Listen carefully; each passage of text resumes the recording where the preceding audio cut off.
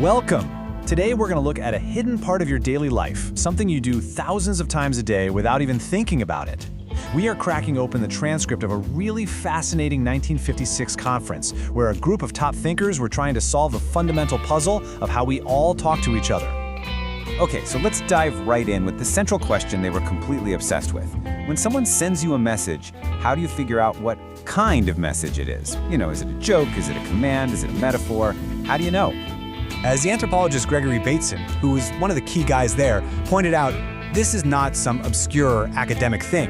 It's a puzzle we all solve thousands of times every single day, mostly without even realizing we're doing it. They actually called this whole process work. And that's such a brilliant way to put it. It's like breathing. You're doing it constantly, but you only become aware of the effort when things get difficult. So, what happens when this invisible work suddenly becomes a source of stress? Right. Let's explore this unseen work of communication. What do we do when this normally automatic process becomes a source of anxiety? How do we cope when we're just not sure how our words are going to land? The group noticed that when people really struggle to figure out what a message means, or they worry their own message will be misunderstood, they often do one thing. They retreat to messages that are, guaranteed to be safe. And this, right here, is the brilliant function of the cliché. It's a pre-approved, culturally provided line that lets you participate in a conversation without taking any real risks. It's like a shield. So it turns out that speaking in cliches isn't just lazy. It's actually a powerful strategy for safety. And the folks at this conference even identified a couple of distinct ways people use this tactic when things get stressful. So first, there's what they called the manic pattern.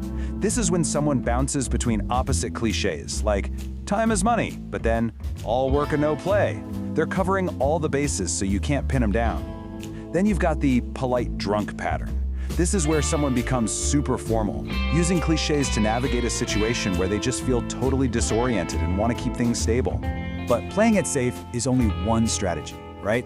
What if the goal isn't safety at all? What if the real goal is to become so slippery that nobody can pin you down? Well, this leads to a completely different tactic. Not just choosing a safe message, but actively breaking the message itself. Now, this next part is all about breaking the message entirely. This is where communication becomes this clever tool for evasion, for creating ambiguity on purpose. So welcome to the world of puns, irony, and the strategic use of being super literal. As the psychiatrist Don Jackson put it, a pun is a brilliantly clever way to avoid committing to any single meaning. You can mean one thing or its opposite, or hey, maybe both at the same time. You're completely untouchable.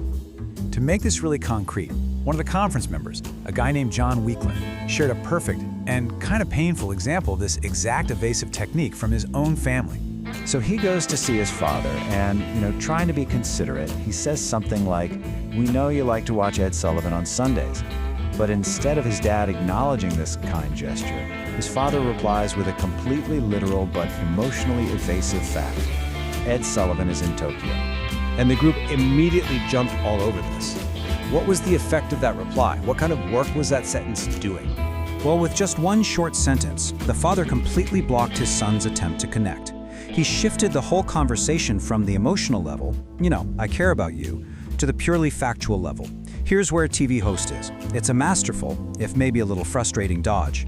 The same kind of brilliant, evasive wordplay was something they saw in clinical settings too. Don Jackson shared this absolute gem from a 17-year-old patient. When his therapist said, "Don't worry, I'll be back," the patient shot back with this. Bateson actually coined a fantastic term for this, shrapnel words. Just think about it. "I'll be front." Just explodes in every direction. Does it mean I'll be ahead of you? I'll be the main part, not the back? Or maybe he'll be confrontational? It's impossible to grab onto any single meaning, which is exactly the point. So all of these strategies, from the cliches to the shrapnel words, they all point to this core distinction the group kept returning to, which they called sanity's problem.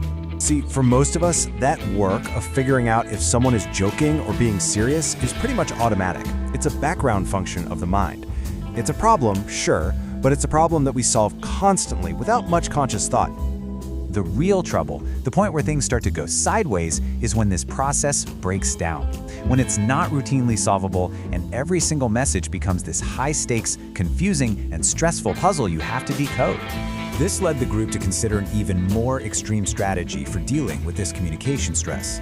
a defense mechanism that goes way beyond just saying a cliché in a conversation. The group started exploring this idea that some people save themselves from a total breakdown by just constructing their entire life as a cliché, a completely stereotyped, predictable existence. Don Jackson shared this really stark example. A man who came to the Stanford outpatient clinic once a month, every single month, for 30 years. This man's life was basically a fortress of routine.